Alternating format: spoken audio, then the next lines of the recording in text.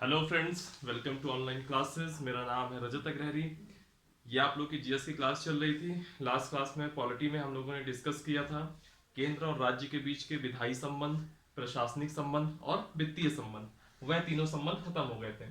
आज की ये लास्ट क्लास रहेगी। इस पे हम लोग सबसे पहले बात करेंगे केंद्र राज्य संबंधों में विवाद के क्या मुद्दे हैं। फिर इसके बाद हम लोग बात करेंगे जो संघवाद है, भारत का संघवाद है, उसके समक्ष चुनौतियां क्या है और उन चुनौतियों का समाधान क्या है। ठीक है, यह सब चीजें आज हम लोग देखेंगे, जिसमें कि कुछ इंस्टीट्यूशंस की भी हम बात करेंगे, कुछ काउंसिल की भी बात करेंगे, जो कि आपके एग्जाम के पॉइंट ऑफ व्यू से बहुत इंपॉर्टेंट रहेगी। कई बार उसमें से एक वन लाइनर क्वेश्चन आ जाते हैं, तो कई बार उसमें स्टेटमेंट से भी रिलेटेड क्वेश्चन आते हैं, और उन इंस्टीट्यूशंस का आप इस्तेमाल मेंस में भी आंसर राइटिंग में करते हो। आप लोग वीडियो शुरू से लेकर के अंत तक देखिएगा, जिससे कि आपकी प्रॉपर नोट्स तैयार हो और प्रॉपर इस टॉपिक में कमांड बने। सबसे पहले हम बात करते हैं केंद्र राज्य संबंधों में विवाद के मुद्दे। कुछ कुछ पॉइंट मैं टच करूंगा, ये सब आप लोग पढ़ चुके हैं, लेकिन अब मेरा काम है कि इसको आपको एक प्रकार से ओवरव्यू देना। मैं मेन वर्ड लिखूंगा, की पॉइंट लिख दूंगा और उस पर डिस्कस कर दूंगा। पहला पॉइंट, अभी आपने पिछली क्लास में देखा था केंद्र और राज्य के बीच में विधायी शक्तियां, प्रशासनिक शक्तियां और वित्तीय शक्तियां।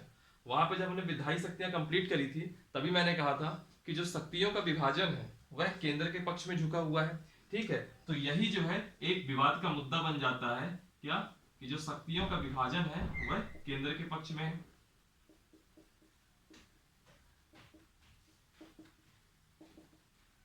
जो शक्तियों का विभाजन है वह केंद्र के पक्ष में है।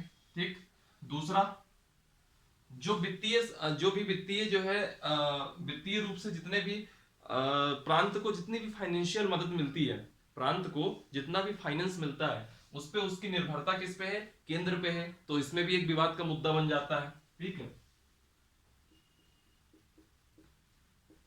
वित्तीय रूप से राज्यों की या प्रांतों की केंद्र पर निर्भरता। ठीक, तीसरा पॉइंट जिसमें विवाद बनता है, वो विवाद का तीसरा पॉइंट है राज्यपाल का पद। राज्यपाल का पद, अगर केंद्र और राज्य की एक ही दल की सरकार है तब तो ये विवाद का पद नहीं कहलाता। लेकिन जब भी केंद्र में अलग पार्टी की सरकार हो, स्टेट में अलग पार्टी की सरकार हो, तो ये राज्यपाल का पद हमेशा विवादों में आ ही जाता है। तो इससे भी केंद्र और राज्य के बीच में एक विवाद बनता है। एक चौथा पॉइंट क्या है? जो राष्ट्रपति की आपातकालीन शक्तियां थी, राष्ट्रपति की जो आपातकालीन शक्तियां हैं, और आपातकालीन शक्तियां में कौन सी उसकी शक्ति? राष्ट्रपति शासन लगाने की शक्ति, जो कि आर्टिकल 356 में है। तो ये राष्ट्रपति शासन लगाने की जो शक्ति है, इससे भी केंद्र और राज्य के बीच में एक विवाद बन जाता है। पांचवा पॉइंट, एक पुलिस फोर्स होती है, central reserve police force, CRPF, इसकी तैनाती, इससे भी केंद्र और राज्य में विवाद का मुद्दा बन जाता है। ठीक, छठा पॉइंट देखिए, क्या है कि इस समय हमारे जो भारत में ना, हम भारत जो है आपका नक्सलवाद, आतंकवाद, इस सबसे बहुत ज्यादा पीड़ित रहा है। तो जब इन आतंकवादी जैसी घटनाओं से निपटने के लिए, आतंकवादी घटनाओं जैसे इतनी बड़ी घटनाओं से निपटने के लिए हमने कुछ संस्थाएं बनाई, जैसे नेशनल इन्वेस्टिगेटिव एजेंसी, राष्ट्रीय जांच एजेंसी। ठीक, फिर NCTC, national counter terrorism centre, NCTC बनाया। तो ये सब की स्थापना हुई। ठीक है, तो इससे क्या होता है, जब इनकी तैनाती हो जाती है, जब इनका इस्तेमाल होता है आतंकवादी घटनाओं की जांच वगैरह के लिए, तो इनसे जो राज्य होते हैं, स्टेट होते हैं, उनको क्या होता है कि उनको लगता है कि ये हमारे क्षेत्राधिकार में दखल दे रहे हैं, क्योंकि पुलिस राज्य का विषय है। जब क्षेत्राधिकार में उनको लगता है कि दखल दे रहे हैं, तो इससे केंद्र और राज्य के बीच में एक विवाद की स्थिति बनती है। ठीक है, ये हो गया आपका छठा पॉइंट। फिर हम आते हैं सातवें पॉइंट में। सातवें पॉइंट में देखेंगे कि आज प्रेजेंट में तो नहीं कह सकता, क्योंकि प्रेजेंट में हम नीति आयोग बन गया है, लेकिन जब तक योजना आयोग था, तो योजना आयोग में क्या हुआ करता था कि योजनाएं बन रही हैं राज्यों के लिए, लेकिन राज्य का उसमें कोई भागीदारी ही नहीं है, राज्य के मुख्यमंत्री उसमें पार्टिसिपेट नहीं कर सकते। तो वैसी स्थिति में ये क्या होता था कि केंद्र और राज्य के बीच में विवाद का मुद्दा बन जाता था। फिर आठवां है आपका भूमंडलीकरण, ग्लोबलाइजेशन। भूमंडलीकरण के कारण क्या होता है कि क्षेत्रीय विषमता होती है। असमानता बढ़ती है। ठीक है, तो जब क्षेत्रीय विषमता बढ़ती है तो जो राज्य पिछड़ जाते हैं वह विशेष राज्य का दर्जा मांगने लगते हैं, और जब वह राज्य विशेष राज्य का दर्जा मांगने लगते हैं तो वैसी स्थिति में हमेशा केंद्र और राज्य के बीच विवाद का मुद्दा बनता है। जैसे आप देखेंगे 2019 के चुनाव के पहले आंध्र प्रदेश ने इसी को मुद्दा बनाया, और एनडीए मतलब जो चंद्रबाबू नायडू वहां के जो उस समय के मुख्यमंत्री थे, तात्कालीन मुख्यमंत्री जो टीडीपी तेलुगु देशम पार्टी से थे, उन्होंने क्या किया कि एनडीए से अपना समर्थन वापस ले लिया। ठीक है, और क्यों, किस मुद्दे पर ले लिया कि आपने हमको स्पेशल स्टेटस का दर्जा नहीं दिया। ठीक, तो वो इससे क्या होता है, मतलब इससे भी केंद्र और राज्य का विवाद बढ़ता है। एक 9वां पॉइंट देख लीजिए, all India services, Akhil Bharatiya सेवाएं। जैसे आईएएस बनते हैं, आईपीएस बनते हैं। दरअसल क्या होता है कि जो ये आईएएस और आईपीएस बनते हैं, ये जो है राज्यों में जो स्टेट्स होते हैं, जब उनका डेपुटेशन होता है, जैसे कोई यूपी कैडर में चला गया, कोई एमपी कैडर में चला गया, जो मतलब अलग अलग स्टेट में जाते हैं, तो ये वहां जाकर के बहुत महत्वपूर्ण पद धारण करते हैं। लेकिन इन पे जो अंतिम नियंत्रण है वह किसका है, केंद्र का है। तो ऐसी स्थिति में केंद्र और राज्य के बीच में विवाद बनता है। ठीक है, फिर हम आते हैं कि जो भारत का संघवाद है, इसको थोड़ा जल्दी जल्दी करेंगे, कोई इतना इंपॉर्टेंट टॉपिक, मतलब इंपॉर्टेंट इन द सेंस ये मेंस के पॉइंट ऑफ व्यू से है, इसीलिए मैं इसमें डिटेल में नहीं जा रहा, इसमें मेन आपको वह पॉइंट बता रहा हूं जिससे कि आपकी एक समझ डेवलप हो। इसका आप स्क्रीनशॉट ले लीजिएगा। मैं अब आगे आता हूं। अगला जो मेन टॉपिक है वो है कि जो भारत का संघवाद है उसके समक्ष चुनौतियां क्या है और उसके समक्ष समाधान क्या है। चुनौतियां बताना जरूरी है, चुनौतियों से क्वेश्चन कम आएंगे, वो मेंस में आएगा, लेकिन चुनौतियां बताना जरूरी है, तुरंत हो जाएगा, 2 मिनट का टॉपिक है इसलिए मैं बता देता हूं, चार्ट वाइज बताऊंगा। और जो समाधान है उससे क्वेश्चन प्रीलिम्स में बहुत पूछता है। ठीक है, मैं अभी क्वेश्चन भी बता दूंगा तो किस टाइप के आते हैं, सब चीजों में मैं आता हूं। पहले आते हैं भारत के संघवाद के समक्ष चुनौतियां, चैलेंजेस क्या क्या है। तो याद रखिएगा, चैलेंजेस यहां पे 2 टाइप के आएंगे, एक आएगा आर्थिक चुनौतियां और एक आएगी राजनीतिक चुनौती। एक आएगा आपकी आर्थिक चुनौती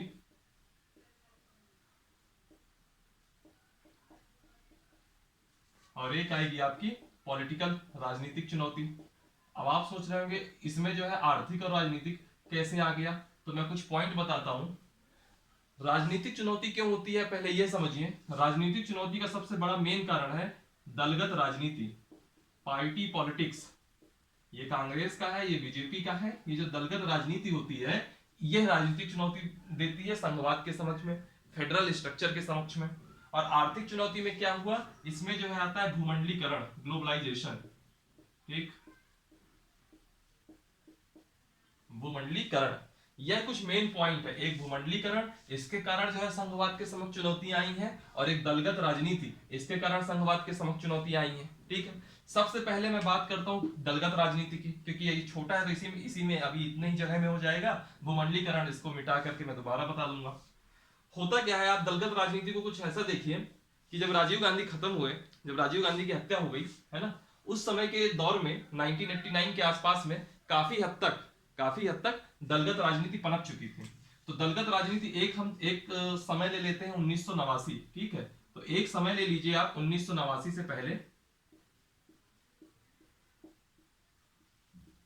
और एक समय ले लीजिए 1989 के बाद की दलगत राजनीति। ठीक, तो 1989 से पहले देखेंगे तो 1989 के जो पहले की दल व्यवस्था से पूर्व दल व्यवस्था, 1989 से जो पहले की जो दल व्यवस्था थी वह कैसी थी, वह एक दलीय थी। एक दलीय यानी कि केंद्र में भी कांग्रेस है, राज्यों में भी कांग्रेस है।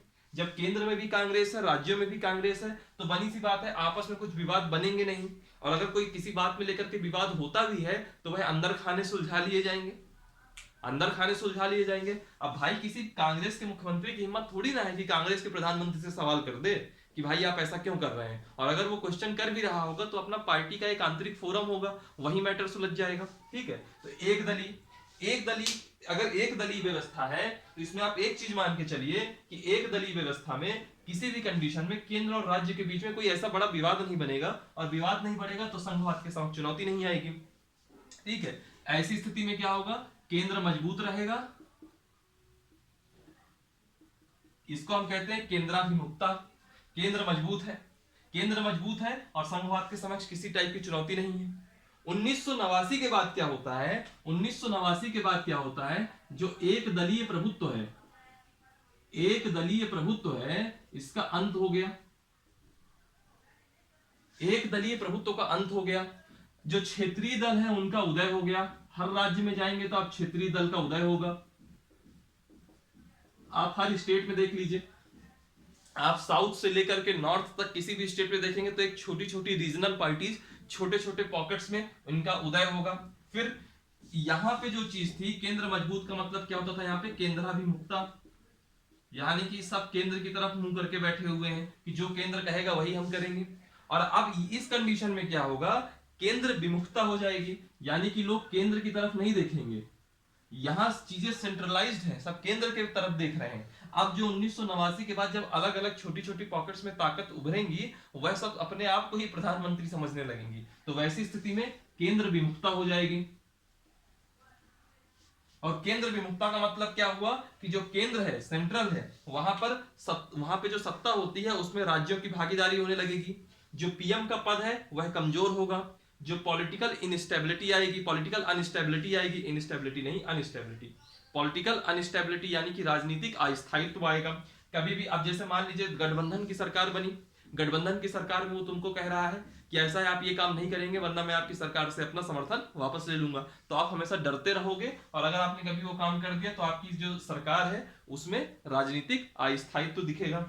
और फिर जाति और धर्म का राजनीति में काफी तेजी से उदय हुआ। ठीक है, तो यह दलगत राजनीति और इन सब कारणों से फेडरल स्ट्रक्चर को डेंट पड़ा, फेडरल स्ट्रक्चर यहां से कमजोर हुआ।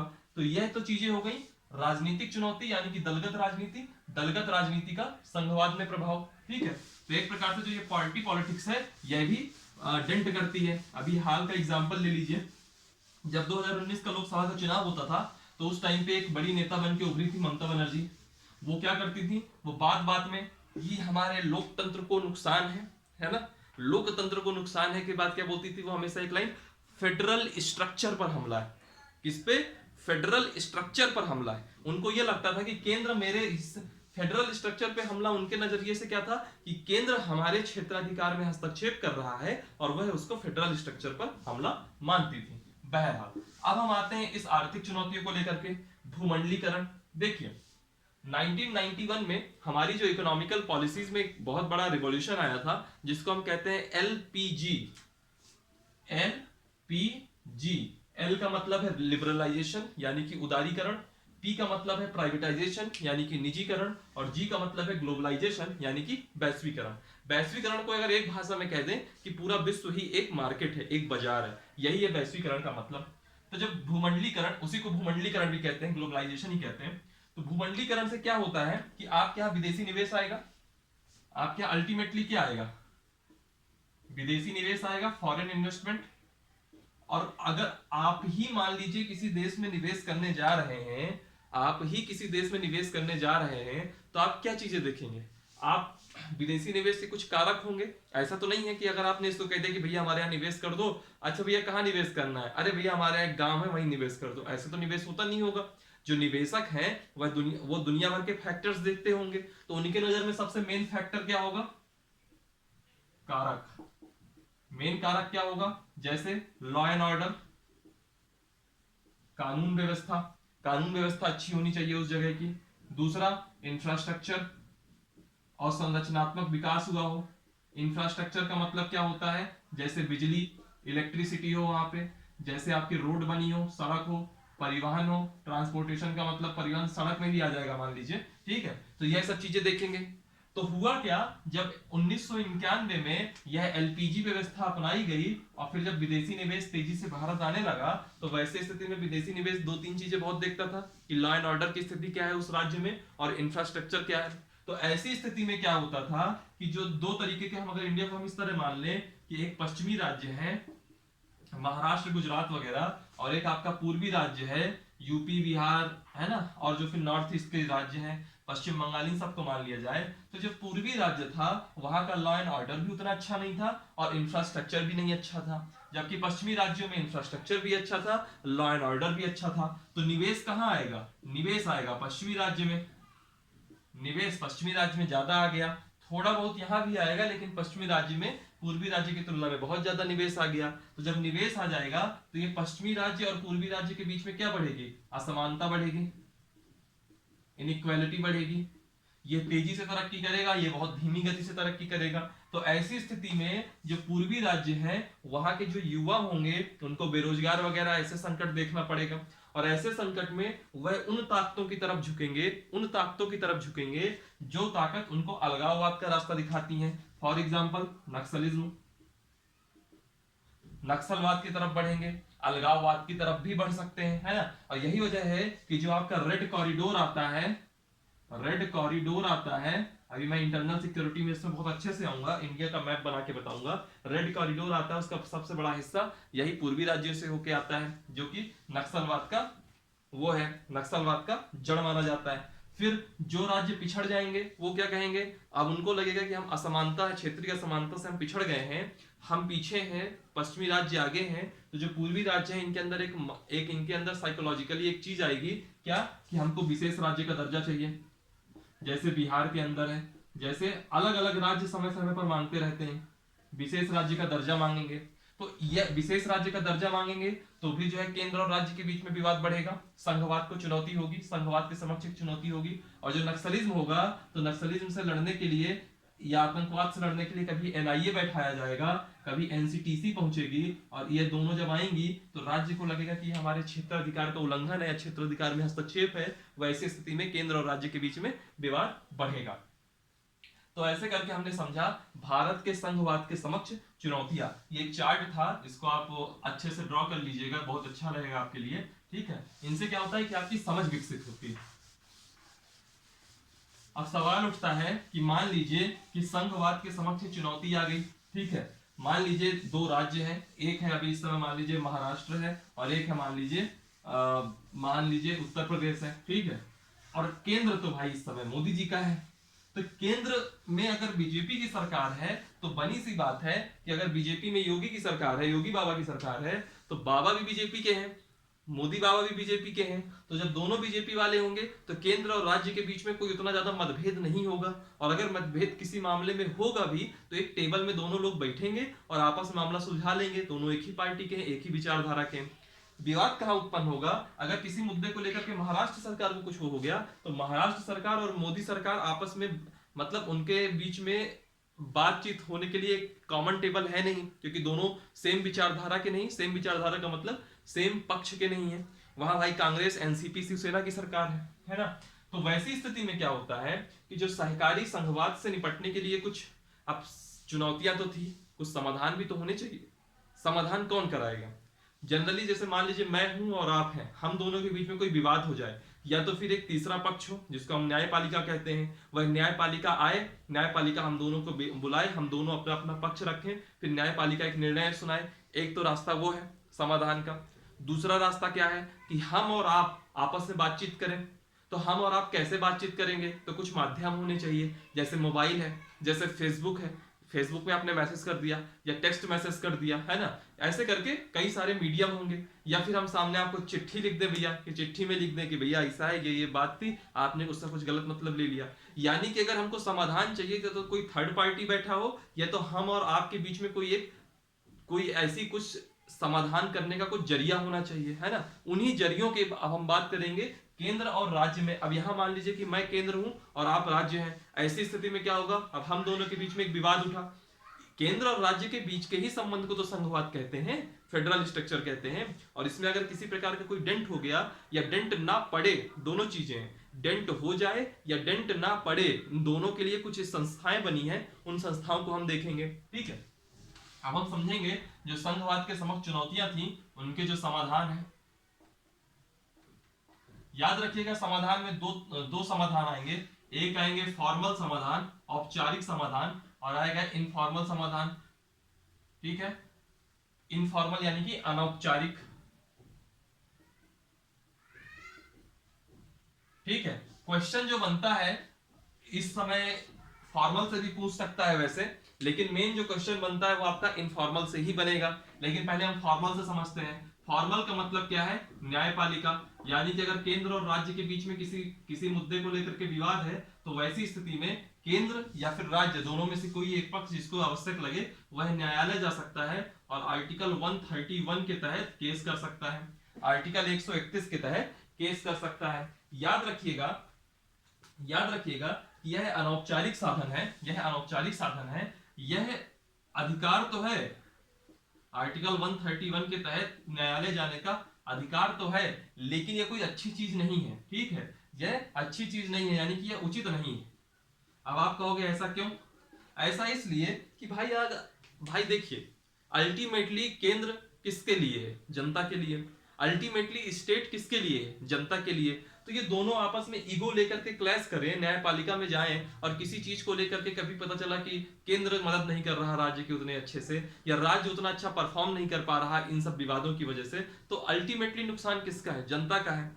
तो और न्यायालय में कोई मुद्दा जाएगा तो हमेशा भी वो कोई अच्छा चीज नहीं दिखता है, कोई देखने में या सुनने में कुछ अच्छा नहीं लगेगा।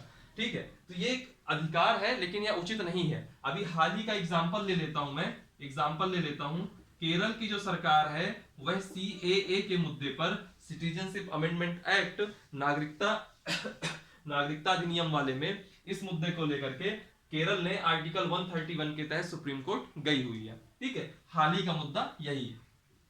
फिर एक ये माध्यम है, इसमें आपको सिर्फ इतना याद रखना है 131। क्वेश्चन आपसे क्या पूछेगा कि केंद्र और राज्य के बीच में कभी कोई विवाद होता है, उसके लिए न्यायालय जाते हैं तो किस अनुच्छेद के तहत जाएंगे? आप कहोगे आर्टिकल 131 के तहत जाएंगे। इसमें इसके अलावा कोई क्वेश्चन नहीं आएगा। फिर आता है फॉर्मल से, औपचारिक साधन में। तो इसमें क्या है कि कुछ सहकारी संघवाद की संस्थाएं हैं, इन सहकारी संघवाद की संस्थाओं के द्वारा केंद्र और राज्य के बीच के जो विवाद हैं वह सुलझाए जाते हैं। सहकारी संघवाद की संस्थाएं में कौन कौन सी संस्थाएं आएंगी? पहले हम पढ़ेंगे अंतरराज्य परिषद, इंटर स्टेट काउंसिल, फिर हम पढ़ेंगे नीति आयोग, फिर हम पढ़ेंगे इसमें जोनल काउंसिल, क्षेत्रीय परिषद, फिर हम पढ़ेंगे अंतरराज्य नदी जल विवाद। यह 4 इंस्टीट्यूशन करेंगे और आज की क्लास खत्म करेंगे। ठीक है, सबसे पहली बात, आपको कई लोगों के मन में आ रहा होगा कि ये सहकारी संघवाद शब्द क्या है। मैंने इसको कई बार आपके सामने डिस्कस किया है कि सहकारी संघवाद का मतलब क्या होता है कि केंद्र और राज्य एक दूसरे के विरोधी नहीं है बल्कि एक दूसरे के पूरक हैं।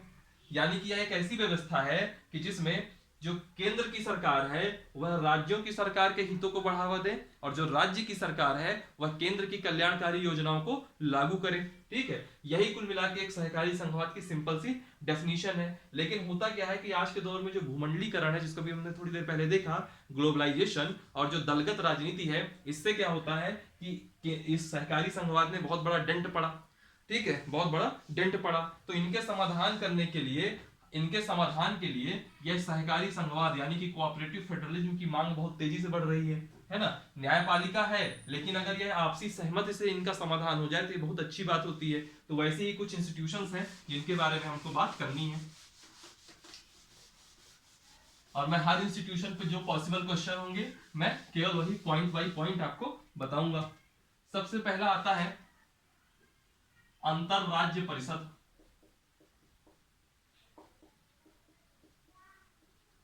इसको हम कहेंगे इंटर स्टेट काउंसिल, अंतरराज्य परिषद। ठीक, याद रखिएगा इस इंटर स्टेट काउंसिल का जो प्रावधान है वह है आर्टिकल 263 में। आर्टिकल 263 में इंटर स्टेट काउंसिल का प्रावधान है। इसकी स्थापना हुई थी 1990 में। इसकी स्थापना हुई थी 1990 में। और एक चीज याद रखिएगा कि आरएस सरकारिया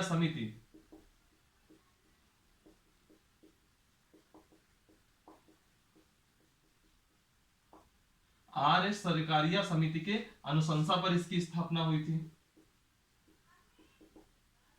कई बार क्वेश्चन पूछ लेता है। अब देखिए यहां से 3 क्वेश्चन बनेंगे। अंतरराज्यीय परिषद का प्रावधान किस अनुच्छेद में है? तो आर्टिकल 263 में है। स्थापना कब हुई थी? तो आप कहेंगे 1990 में स्थापना हुई थी। फिर अगला क्वेश्चन आएगा कि किस समिति के अनुशंसा पर हुई थी? तो आरएस सरकारिया समिति के अनुशंसा पर हुई थी।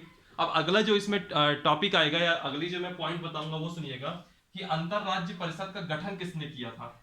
तो गठन अब मैं एक एक पॉइंट लिखूंगा, इसमें कंफ्यूज मत होइएगा, बहुत सिंपल पॉइंट है, कोई बहुत बड़ी चीज नहीं है।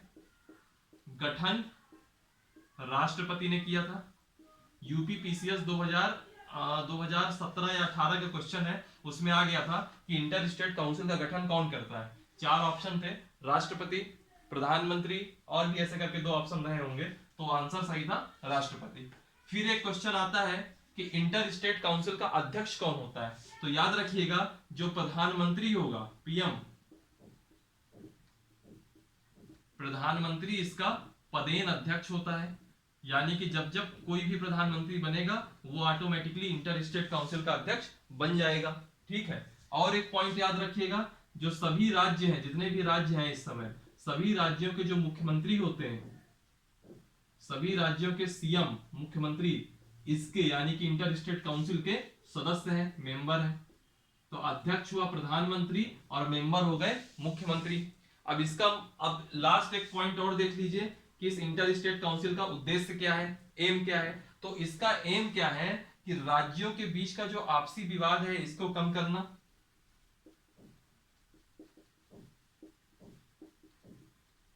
राज्यों के बीच के आपसी विवाद को कम करना।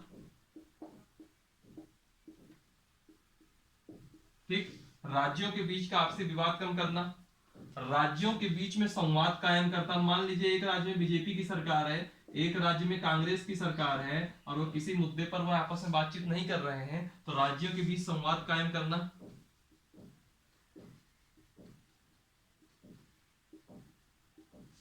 ठीक, केंद्र और राज्य के बीच में सहयोग बढ़ाना,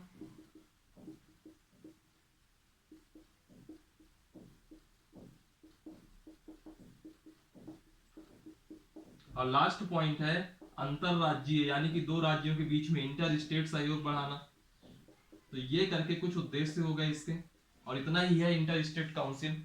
अब देखिए अंतरराज्य परिषद में क्या क्या क्वेश्चन पूछ सकता है। सबसे पहला वह क्वेश्चन पूछ सकता है कि इसका प्रावधान किसमें है। तो आप कहोगे आर्टिकल 263 में प्रावधान है। स्थापना कब हुई थी, 1990 में हुई थी। आरएस सरकारिया समिति की अनुशंसा पर स्थापना हुई थी। गठन राष्ट्रपति ने किया। प्रधानमंत्री पदेन अध्यक्ष होंगे। सभी राज्यों के मुख्यमंत्री इसके सदस्य होंगे। इसका उद्देश्य क्या है, राज्यों के बीच आपसी विवाद को कम करना। ठीक, राज्यों के बीच में संवाद कायम करना, केंद्र राज्य में सहयोग बढ़ाना और अंतरराज्यीय सहयोग बढ़ाना। कहने का मतलब यह है कि जो ये इंटर स्टेट काउंसिल है, यह आपको एक ऐसी टेबल दे रही है कि उस टेबल के चारों तरफ सभी मुख्यमंत्री बैठे, प्रधानमंत्री बैठे और आपस में जो भी मुद्दा है उस पर डिस्कस करें और बातचीत और संवाद के माध्यम से अपना जो भी एक अल्टीमेट है फैसला, जो बीच का रास्ता है वह निकाल लें। ठीक है, तो ये है आपका अंतरराज्यीय परिषद। फिर इसके बाद दूसरा हम बात करेंगे नीति आयोग की।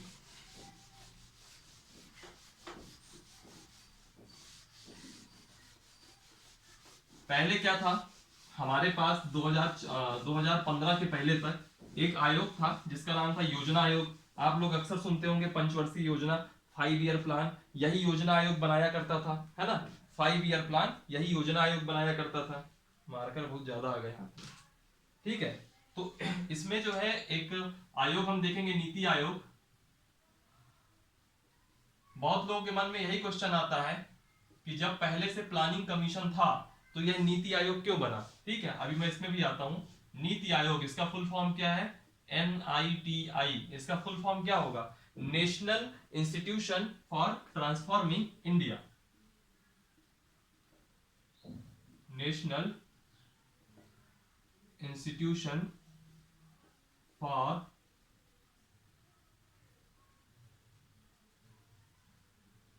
Transforming India. नीति आयोग का मतलब यह हुआ। नीति आयोग का जो गठन है, ये याद रखिएगा, जो नीति आयोग का गठन है ये हुआ था 1 जनवरी 2015। 2014 में मोदी जी मुख्यमंत्री बनते हैं मई में, और मई में बनते हैं, और उसके बाद सबसे पहला काम अगले साल का जो न्यू ईयर का सरप्राइज था वह उन्होंने नीति आयोग दिया। ऐसे करके आप याद कर सकते हैं। ठीक है, और यह दरअसल किसकी जगह लिया, इसने योजना आयोग की जगह ली। बहुत लोग के मन में ये आएगा कि योजना आयोग और नीति आयोग, जब योजना आयोग था तो नीति आयोग क्यों लाया गया, और जब ये नीति आयोग आया तो बहुत सारे लोगों ने ये क्वेश्चन किया भी। तो होता क्या है जो आपकी योजना आयोग थी, योजना आयोग में मैंने भी जब केंद्र राज्य का विवाद बताया तो भी बताया था कि पहले योजना आयोग था, वही भी एक विवाद का इशू था। नीति आयोग विवाद का इशू नहीं बनता। क्यों नहीं बनता बताता हूँ। क्योंकि जब हम अभी नीति आयोग का गठन पढ़ेंगे, नीति आयोग में कौन कौन से मेंबर होते हैं, क्या होते हैं, जब हम सब कुछ देखेंगे तो उसमें देखेंगे कि जो राज्य के मुख्यमंत्री होते हैं उन्हीं की भूमिका इस नीति आयोग में है। नीति आयोग में वह राज्य के मुख्यमंत्री भी अपना रिप्रेजेंट देते हैं। लेकिन लेकिन जब योजना आयोग हुआ करता था, योजना आयोग में मुख्यमंत्रियों की भागीदारी नहीं हुआ करती थी। समझ रहे हैं मेरी बात को। वह पूरी तरह सेंट्रलाइज्ड था। नीति आयोग, योजना आयोग पूरी तरीके से सेंट्रलाइज्ड था और नीति आयोग डिसेंट्रलाइज्ड है। इसमें सभी राज्यों के मुख्यमंत्रियों का पक्ष भी आता है। इसलिए नीति आयोग जो है एक प्रकार की विकेंद्रीकृत है, विकेंद्रीकृत आयोग है, तो इसमें राज्यों की भूमिका भी आती है। ठीक है, तो इसके लिए यह नीति आयोग योजना आयोग से इस मामले में अलग है। ठीक है, सबसे पहले हम यह देखेंगे नीति आयोग दरअसल क्या है। तो नीति आयोग को आप ऐसा कह सकते हो कि नीति आयोग जो है भारत में योजना आयोग और एनडीसी, एनडीसी का मतलब होता है राष्ट्रीय विकास परिषद, नेशनल डेवलपमेंट काउंसिल, राष्ट्रीय विकास परिषद, इन दोनों का संयुक्त रूप है। ठीक, योजना आयोग और राष्ट्रीय विकास परिषद इन दोनों के समन्वित रूप है कौन, नीति आयोग। और याद रखिएगा कि यह एक प्रकार का क्या है, यह एक प्रकार का थिंक टैंक है। थिंक टैंक, और थिंक टैंक किसका है, भारत सरकार का है। यानी कि भारत सरकार कैसी योजनाएं लाए, भारत सरकार का भविष्य के लिए क्या मिशन हो, यह सब चीजें 7 ईयर प्लान, 15 ईयर प्लान, ऐसे करके यह प्लान वगैरह बनाने का काम नीति आयोग करता है। अमृत मिशन, डिजिटल भारत, ऐसी करके बड़ी बड़ी जो योजनाएं हैं, महत्वाकांक्षी योजनाएं हैं, यह सब नीति आयोग की ही देन है। तो नीति आयोग एक प्रकार से भारत सरकार का क्या है, थिंक टैंक है। अब हम बात करते हैं नीति आयोग के गठन की। इतना आप स्क्रीनशॉट ले लीजिएगा। इसमें सबसे मेन यही है कि 1 जुलाई 2015 को इसका गठन हुआ। और नीति का फुल फॉर्म जरूर याद रखिएगा, national institution for transforming India. ठीक है, अब इसके बाद नीति आयोग का हम गठन देखते हैं। गठन का मतलब होता है कि अध्यक्ष कौन है, उपाध्यक्ष कौन है, यह सब चीजें देखते हैं। तो याद रखिएगा जो नीति आयोग है वह 3 तत्वों से मिलकर के बना है। सबसे पहले इसमें आता है अध्यक्ष, फिर आता है इसमें शासकीय परिषद यानी कि गवर्निंग काउंसिल, और लास्ट इसमें आता है, तीसरा आता है आपकी संगठनात्मक परिषद यानी कि ऑर्गेनाइज्ड काउंसिल। ये सब आपसे नहीं पूछेगा, लेकिन अब चूंकि मैं पढ़ा रहा हूं तो मैं पूरा चार्ट वाइज आपको पढ़ा देता हूं। याद रखिएगा नीति आयोग का अध्यक्ष कभी भी क्वेश्चन आ जाए तो जो प्रधानमंत्री होगा देश का वही नीति आयोग का अध्यक्ष होगा। और योजना आयोग में भी यही होता था, जो देश का अध्यक्ष होगा वही, जो देश का प्रधानमंत्री होगा वही योजना आयोग का अध्यक्ष होगा। शासकीय परिषद में क्या होता है, गवर्निंग काउंसिल में क्या होता है, सभी राज्यों के मुख्यमंत्री होंगे। जितने भी राज्य हैं, इस समय 28 राज्य हैं, उनके मुख्यमंत्री होंगे। और जितने भी केंद्र शासित प्रदेशों में मुख्यमंत्री होते हैं, याद करिए जब मैंने विधानसभा पढ़ाया था तो 2 राज्य बताए थे, दिल्ली और पुदुचेरी। दिल्ली के मुख्यमंत्री कौन है, केजरीवाल, और पुदुचेरी के मुख्यमंत्री कौन है, पुदुचेरी के मुख्यमंत्री हैं आपके वी नारायण स्वामी। उसी दिन मैंने आपको बताया था। तो सभी मुख्यमंत्री वहां आएंगे। और जितने भी आपके ये हैं संघ शासित राज्य हैं तो उनके प्रशासक आएंगे, संघ शासित प्रशासक। अभी जब हम यूनियन टेरिटरीज पढ़ेंगे तब अच्छे से इनको संघ शासित प्रशासक, लेफ्टिनेंट गवर्नर, उपराज्यपाल, इन सब चीजों को हम देखेंगे। तो शासकीय परिषद ये हो गई कि सीएम भी आ गए और संघ शासित प्रशासक भी आ गए। फिर इसके बाद जो ऑर्गेनाइज्ड परिषद होती है, तो ऑर्गेनाइज्ड परिषद कहता है कि एक उपाध्यक्ष होगा, जैसे पीएम है वैसा एक उपाध्यक्ष होगा। ठीक, उपाध्यक्ष के बाद 3 पूर्णकालिक सदस्य होंगे।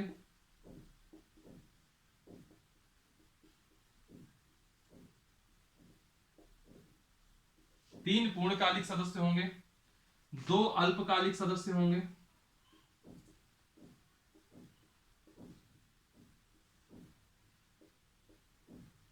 ठीक, 4 केंद्रीय मंत्री होंगे,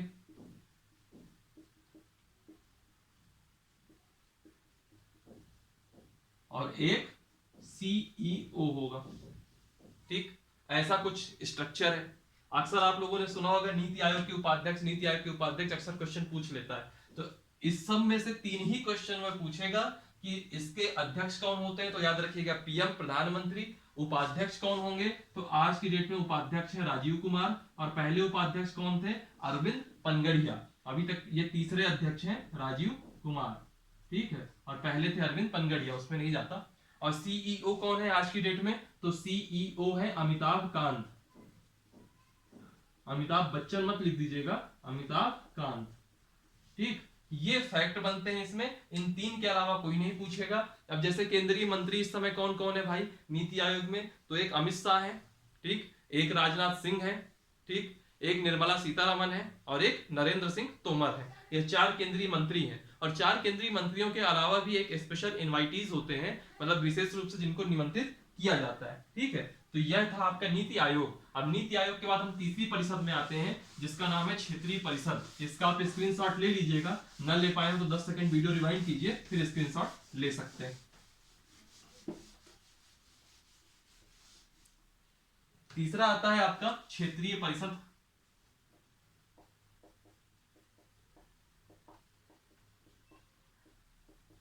क्षेत्रीय परिषद यानी कि जोनल काउंसिल, ठीक, जोनल काउंसिल। याद रखिएगा, पहले इसका मैं बता देता हूं कितनी जोनल काउंसिल है, इनकी स्थापना कैसे हुई, फिर इसके बाद मैं लास्ट में बता देता हूं कार्य क्या है। तो याद रखिएगा, एक राज्य पुनर्गठन अधिनियम हुआ था 1956 का। अभी जब हमारी पॉलिटी खत्म हो जाएगी उसके बाद में इस पूरे सारे पुनर्गठन अधिनियम, धर आयोग, जेबीपी आयोग, इन सब की मैं बात करूंगा। राज्य पुनर्गठन अधिनियम हुआ था 1956, है ना, और राज्य पुनर्गठन अधिनियम 1956 के तहत 5 क्षेत्रीय परिषदें बनाई गई थी, 5 जोनल काउंसिलें बनाई गई थी। और 5 क्षेत्रीय परिषद कौन सी थी उनको देख लीजिए। पहले नंबर में थी आपकी पूर्वी क्षेत्रीय परिषद। दूसरे नंबर में कौन थी आपकी, पश्चिमी क्षेत्रीय परिषद। तीसरे नंबर में कौन थी आपकी, उत्तरी क्षेत्रीय परिषद। जितनी आप डायरेक्शन जानते हैं, पूरा पश्चिम उत्तर दक्षिण चारों लगा दीजिए। और चौथी थी आपकी दक्षिणी क्षेत्रीय परिषद। आप सोचेंगे कि 5वीं कौन सी रह गई, तो 5वीं रह गई मध्य भारत की क्षेत्रीय परिषद, ठीक है, 5वीं रह गई मध्य भारत की मध्य क्षेत्रीय परिषद, ठीक। ये 5 क्षेत्रीय परिषद कब बनी, राज्य पुनर्गठन अधिनियम 1956 के तहत। फिर एक छठी बनाई गई बाद में, इसका नाम था पूर्वोत्तर क्षेत्रीय परिषद। और यह कब बनी थी, ये बनी थी 1971 में, ठीक। तो आज की डेट में बात करूं एट प्रेजेंट, तो टोटल जोनल काउंसिल कितनी है, 6 जोनल काउंसिल है, ठीक है। अब याद रखिएगा, जो जोनल काउंसिल होती है, तो जोनल काउंसिल का जो अध्यक्ष होगा, अध्यक्ष कौन होता है, वह होता है देश का यानी कि संघ का गृह मंत्री।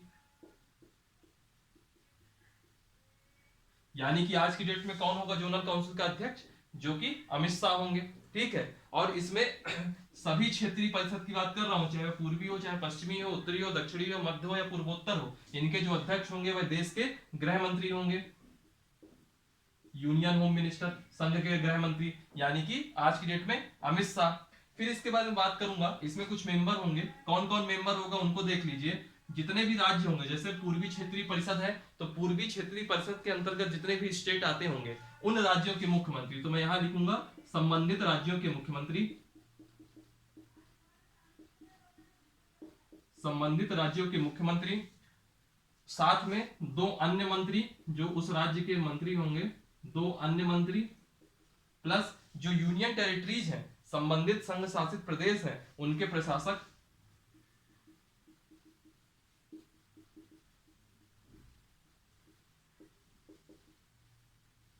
तो ये संरचना है जोनल काउंसिल की। जोनल काउंसिल का जो उद्देश्य होता है वह क्या है, एम क्या है, राष्ट्रीय एकीकरण को बढ़ावा देना, राष्ट्रीय एकीकरण को बढ़ावा देना, क्षेत्रवाद और भाषावाद को रोकना, राज्यों के बीच में जो रीजनल टेंशन है, क्षेत्रीय तनाव है, उनको कम करना, और क्षेत्रीय सहयोग को बढ़ावा देना। यह करके कुछ उद्देश्य हैं। तो यह आया आपके सामने क्षेत्रीय परिषद 5 थी, राज्य पुनर्गठन अधिनियम 1956 के तहत। फिर छठी जोड़ी गई पूर्वोत्तर 1971 में। अध्यक्ष होंगे गृह मंत्री, और जो मेंबर आएंगे वो कौन आएंगे? संबंधित राज्यों के मुख्यमंत्री, 2 अन्य मंत्री, और उनके अलावा जो संबंधित यूनियन टेरिटरीज हैं, संघ शासित राज्य हैं, उनके प्रशासक। फिर इसके बाद में एक लास्ट आता है अंतर राज्य नदी जल विवाद। ठीक है, 3 हो गए थे शायद ना। लास्ट आता है, बहुत इंपॉर्टेंट है, अंतर राज्य नदी जल विवाद, इंटर स्टेट वाटर डिस्प्यूट्स। ठीक है, अब चूंकि जल की बात हुई है, थोड़ा पानी पी लिया जाए। होता क्या है कि जो भारत है एक बहुत बड़ा देश है, यहाँ पे नदियों अब नदियों को थोड़ी ना पता था कि कल के दिन ये उत्तर प्रदेश हो जाएगा, ये मध्य प्रदेश हो जाएगा, कि बिहार हो जाएगा। नदी तो नदी है, नदी का तो अपवाह तंत्र फिक्स है, नदी तो अपना बह रही है। लेकिन हुआ क्या, अब हुआ क्या, जैसे यहाँ नदी का अपवाह तंत्र है वह बड़ा है, तो नदियों का जो अपवाह तंत्र है वो कई राज्यों से होकर के जा रहा है। अब वही जैसे नर्मदा नदी है, नर्मदा नदी तुम्हारे मध्य प्रदेश में भी बह रही है, तो मध्य प्रदेश से जाकर के वह गुजरात में भी जा रही है, थोड़ा महाराष्ट्र में भी घुस रही है ना, ऐसे करके। तो होता क्या है, जब नदियों का आपका अपवाह क्षेत्र कई राज्यों से होकर के गुजरेगा, तो नदी के जल को लेकर के या जल के बंटवारे को लेकर के राज्यों के बीच में विवाद होते हैं, और यह विवाद बहुत बड़े पैमाने पर होते हैं। कई लोगों ने तो यहाँ तक कमेंट करा है कि जो अगला तीसरा विश्व युद्ध होगा वह पानी को लेकर के ही होगा। समय के साथ पानी की डिमांड बढ़ती जा रही है। तो होता, अब जैसे अभी हाल फिलहाल का एग्जांपल ले लेता हूँ, कावेरी नदी जल विवाद जो कि तमिलनाडु और कर्नाटक के बीच में चल रहा है। पेरियार जल विवाद जो कि तमिलनाडु और केरल के बीच में चल रहा है। सतलज यमुना लिंक SYL अक्सर आप सुनते होंगे, सतलज वाला, वह मुद्दा किन दो राज्यों के बीच में चल रहा है? पंजाब और हरियाणा के बीच में चल रहा है। तो ऐसे करके नदियों को लेकर के डिस्प्यूट बनते ही रहते हैं। तो उस विवाद को कैसे कम किया जाए वह हम पढ़ेंगे अंतरराज्य नदी जल विवाद में।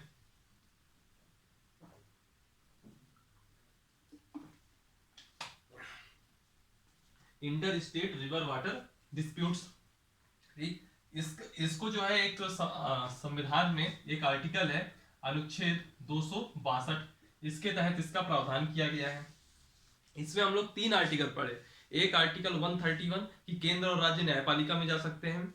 एक पढ़े हम आर्टिकल 263 इंटर स्टेट काउंसिल अंतरराज्य परिषद, और अभी पढ़ रहे हैं हम अंतरराज्य नदी जल विवाद। यहाँ पे हमने देखा 262। आइए, होता क्या है इसके अंतर्गत, जो संसद होती है, जो पार्लियामेंट होती है, संसद किसी भी राज्यों के बीच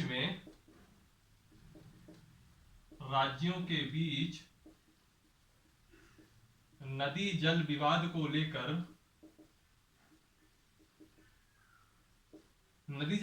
लेकर के एक नदी जल प्राधिकरण बना सकती है।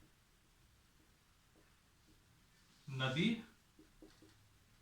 जल प्राधिकरण, इसको हम क्या कहेंगे? River water tribunal. जैसे मान लीजिए 2 राज्य हैं, मैंने शिकायत करी, एक राज्य मैं हूं, एक राज्य आप हैं, या तो आप शिकायत कर दो या तो मैं शिकायत कर दूं कि भाई इस नदी जल का हमारा एक विवाद चल रहा है, इसका आप समाधान ढूंढिए। वैसी स्थिति में संसद क्या करेगी, हम 2 राज्यों के बीच में जो नदी जल विवाद है उसको लेकर के एक नदी जल प्राधिकरण रिवर वाटर ट्रिब्यूनल बना देगी। ठीक है, रिवर वाटर ट्रिब्यूनल बना देगी, और साथ ही कानून बनाकर इस प्राधिकरण के जो निर्णय हैं, कानून बनाकर इस प्राधिकरण के निर्णय को, अब ये ट्रिब्यूनल कुछ भी निर्णय सुना सकती है जो भी उसको सही लगेगा, तो इस प्राधिकरण के निर्णय को न्यायालय के क्षेत्राधिकार से बाहर भी कर सकती है। अब ऐसा नहीं है कि आपके पक्ष में फैसला नहीं आया तो आप कोर्ट नहीं जा सकते, फिर न्यायालय के क्षेत्राधिकार से बाहर भी कर सकती है। ट्रिब्यूनल का मतलब ये होता है, जो प्राधिकरण होता है ना, उसका मतलब यही होता है कि अगर किसी विवाद को सुलझाने के लिए प्राधिकरण बनाया गया है, तो प्राधिकरण के जो भी मसौदे होंगे, जो भी प्राधिकरण अनुशंसा करेगा, वह सब फिर बाध्यकारी होता है ना। जब हम हिस्ट्री वगैरह पढ़ेंगे तो जब गांधी जी के जो क्षेत्रीय आंदोलन थे, जैसे कि उसमें से चंपारण था, खेड़ा था, और उसके अलावा अहमदाबाद मिल वाला था, है ना। तो जब किसान आंदोलन वगैरह वहां पढ़ेंगे तो देखेंगे कुछ ट्रिब्यूनल बनी थी, और जो ट्रिब्यूनल के फैसले होते हैं फिर वह बाध्यकारी हो जाते हैं। तो चलिए थोड़ा सा थोड़ा ज्यादा ही बाहर चला गया मैं एग्जाम्पल देने के चक्कर में। ठीक है, नदी जल प्राधिकरण बना सकती है केंद्र यानी कि संसद, और कानून बनाकर इस प्राधिकरण के निर्णय को न्यायालय के क्षेत्र अधिकार से बाहर भी कर सकती है। 1956 में, अब आइए 1956 में संसद ने एक प्राधिकरण बनाया था। इस प्राधिकरण का नाम था IRWDA। IRWDA इसका मतलब था inter state river water dispute act, अंतरराज्य नदी जल विवाद अधिनियम। ठीक है, ये एक एक्ट बना था। और इस प्राधिकरण में इसमें यह था कि अगर कोई भी जो है शिकायत करता है कोई भी स्टेट, तो वैसी कंडीशन में उसके विवाद को सुलझाने के लिए एक प्राधिकरण बनाया जाएगा। और उस प्राधिकरण में जो प्राधिकरण बनेगा, इस प्राधिकरण में कितने मेंबर होंगे? 3 मेंबर होंगे। और जो तीनों के तीनों सदस्य होंगे, यह कौन होंगे? यह आपके सुप्रीम कोर्ट के, किसके? सुप्रीम कोर्ट के रिटायर जज होंगे, सेवानिवृत्त न्यायाधीश होंगे। ठीक, तीनों के तीनों मेंबर। और फिर अगर भारत सरकार इस प्राधिकरण ने कोई निर्णय दिया, इस प्राधिकरण के निर्णय को अधिसूचित कर दे, यानी कि नोटिफाई कर दे,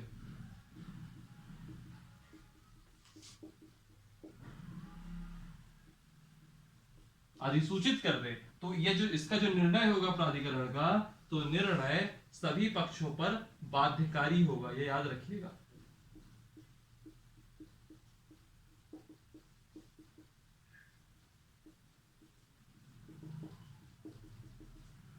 निर्णय सभी पक्षों पर बाध्यकारी होगा तथा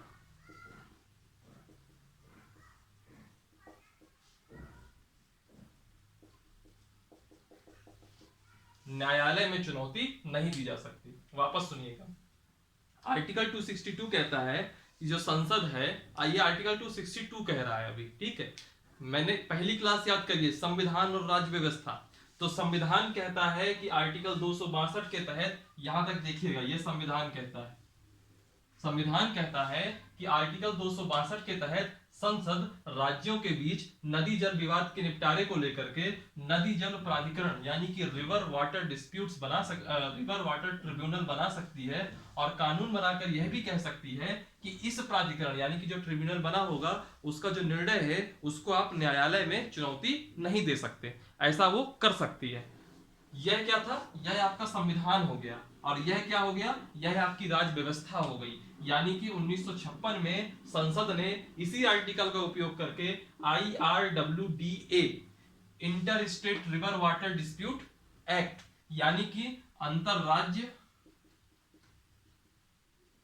नदी जल विवाद अधिनियम, यह पारित किया। और इसमें कहा गया कि अगर, और इसके अंतर्गत क्या हुआ कि अगर कोई भी राज्य यह शिकायत करता है कि उसके साथ किसी दूसरे राज्य का नदी जल को लेकर के किसी भी प्रकार का विवाद है, तो इस अधिनियम के तहत एक प्राधिकरण बनाया जा सकता है। और उस प्राधिकरण में 3 मेंबर होंगे, और तीनों के तीनों मेंबर सुप्रीम कोर्ट के रिटायर्ड जज होंगे। फिर वह प्राधिकरण दोनों पक्षों को सुनेगा, यथा स्थिति जो भी जमीन की स्थिति है वह देखेगा। और उसके बाद जो भी प्राधिकरण निर्णय लेगा, प्राधिकरण किसी भी राज्य के पक्ष में निर्णय ले सकता है, या प्राधिकरण किसी दूसरे राज्य के पक्ष में निर्णय ले सकता है, या तो प्राधिकरण बीच का रास्ता निकाल सकता है, जो भी उसको उचित लगेगा। तब जब प्राधिकरण कोई निर्णय लेगा, अगर उस निर्णय को भारत सरकार नोटिफाई यानी कि अधिसूचित कर दे, उस स्थिति में निर्णय सभी पक्षों पर बाध्यकारी होगा। ये याद रखिएगा, बाध्यकारी होगा। ऐसा नहीं कि फिर आप कहने लग जाओ नहीं मेरे पक्ष में नहीं आया तो मैं नहीं मानता, ऐसा नहीं। फिर वो आपको मानना ही पड़ेगा, और उस निर्णय को लेकर के आप न्यायालय में चुनौती नहीं दे सकते। तो ये था आपका अंतरराज्य नदी जल विवाद। यह कुछ इंस्टीट्यूशंस थी, यह कुछ संस्थाएं थी जिनके माध्यम से सहकारी संघवाद की चुनौतियों का समाधान ढूंढने की कोशिश की जा रही। ठीक, ये आज से आपका ये सिलेबस यहाँ पे खत्म होता है, ये वाला मतलब टॉपिक खत्म होता है, चैप्टर खत्म होता है। नदी जल विवाद में कुछ आलोचनाएं भी हैं। क्या है कि अब हमारे यहाँ जब हमारे यहाँ नदी का जल विवाद है ही, ये सब कुछ जब क्लियर ही है कि ये विवाद है ही, तो इसका जो समाधान है इसमें कभी समग्रतावादी दृष्टिकोण अपनाया नहीं गया, सबको साथ लेकर के चलने की कोशिश नहीं की गई, है ना। दूसरी चीज देखिएगा कि जो भारत में क्या होता है कि जल और जो सिंचाई है, पानी और जो सिंचाई है, यह राज्य सूची का विषय है, और जो नदियों का विकास है यह केंद्र सूची का विषय है। तो ऐसी स्थिति में दोनों के बीच में विवाद उत्पन्न हो जाता है। फिर भारत में क्या है, जो नदी जल विवाद है ना, उसका राजनीतिकरण भी हो जाता है। कई बार लगता है, कई बार हमको भी लग रहा है कि ये राज्य इस जल, मतलब अब जैसे पानी है, पानी मान लीजिए टोटल उस नदी का 1000 लीटर है, समझने की बात है, मान लीजिए 1000 लीटर है, दोनों राज्यों में नदी बराबर बराबर बह रही है, आपके पास ऑलरेडी दूसरी नदी भी बह रही है बगल से, यानी कि आपके पास पानी का स्रोत है ऑलरेडी, फिर भी आप क्या कह रहे हो कि 1000 लीटर में अगर हमको 400 लीटर भी सामने वाले को देना पड़ जाए तो हम क्या कहेंगे, हम नहीं देंगे, हम यही बांध बना के पानी रोक लेंगे अपना। भाई क्यों रोकोगे, बस हो गया, मेरा पानी है, मैं नहीं दे रहा। क्यों? क्योंकि वो आपने उसकी राजनीतिकरण कर दिया, आप इमोशंस के साथ खेल गए। अब जनता के बीच में आप मुद्दा बनाओगे, देखो देखो हम वो पार्टी है, हम वो सरकार है जिसने पानी नहीं दिया, अपना पानी हमने नहीं दिया, वो एक राजनीति मुद्दा बन जाता है। तो पानी का मुद्दा ना सुलझने के पीछे सबसे बड़ी वजह है राजनीतिकरण। ठीक है, राजनीतिकरण। तो इससे क्या होता है, राजनीतिकरण हो जाएगा तो निर्णय न्यायपूर्ण नहीं होगा, क्योंकि आपके मन में भी पॉलिटिक्स चल रही होगी और जो सामने वाला राज्य है उसके मन में भी पॉलिटिक्स चल रही होगी। नेता तो सभी एक जैसे होते हैं। ठीक, और व्यवहार में यह भी देखा गया कि जैसे मान लीजिए ट्रिब्यूनल ने कोई फैसला दे दिया, बाध्यकारी फैसला है, बावजूद इसके वो राज्य मानने को तैयार ही नहीं है, तब क्या कर लोगे आप? ठीक है, अब राज्य के अगेंस्ट फिर आप मतलब कुछ भी करोगे तो इसमें क्या होता है, अल्टीमेटली फिर पॉलिटिकल नुकसान आप ही का है। क्यों? क्योंकि अब जैसे मान लीजिए दो, केंद्र में किसी की अलग सरकार है, राज्य में किसी की अलग सरकार है। ठीक है, अब मान लीजिए एक एग्जांपल देख लीजिए, इस समय केंद्र में बीजेपी की सरकार है, पंजाब में कांग्रेस की सरकार है, हरियाणा में बीजेपी की सरकार है। अब ऐसी स्थिति में सतलज यमुना लिंक का जो सतलज वाला जो मुद्दा चल रहा है, वैसी स्थिति में मान लीजिए हरियाणा के पक्ष में ट्रिब्यूनल फैसला सुना दे तो पंजाब क्या मान जाएगा? क्या पंजाब कहेगा नहीं नहीं हम नहीं मान रहे? क्यों मान रहे?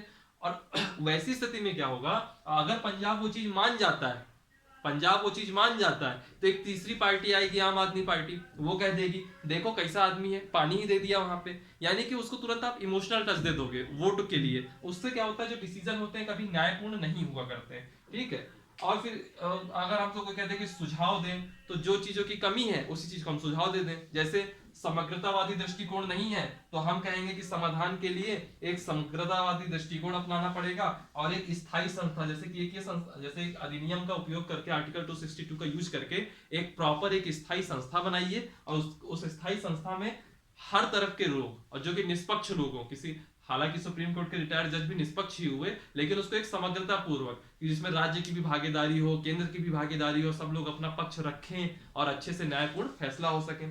फिर संविधान में संशोधन करके जो जल और सिंचाई राज्य का विषय है ना, उसको समवर्ती सूची का विषय करना चाहिए। तो इससे क्या है, आसानी होगी, निपटारा आसान से होगा।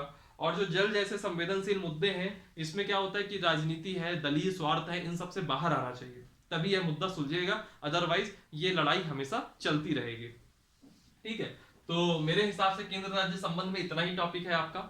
मैंने आपको पूरा हर एक चीज बहुत ही डीप में जा करके खत्म किया है। आज से इसकी क्लास खत्म होती है केंद्र राज्य संबंध की।